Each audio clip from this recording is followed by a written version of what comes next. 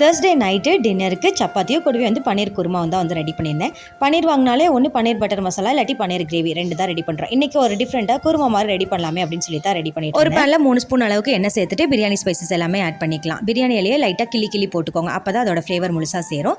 Cut பண்ணி வச்சிருக்க 2 பெரிய வெங்காயம், 1 பச்சை மிளகாய், கூடவே 2 தக்காளி, அதோட தேவையான அளவு உப்பு சேர்த்து நல்லா வந்து கலந்து விட்டுக்கலாம். வெங்காயம் தக்காளி நல்லா வதங்கினதுக்கு அப்புறமா 1 ஸ்பூன் அளவுக்கு மிளகாய்த்தூள் வந்து சேர்த்துக்கலாம். காரத்துக்கு தகுந்த மாதிரி சேர்த்துக்கோங்க. ஆல்ரெடி ஒரு பச்சை மிளகாய் சேர்த்துருக்கோம்.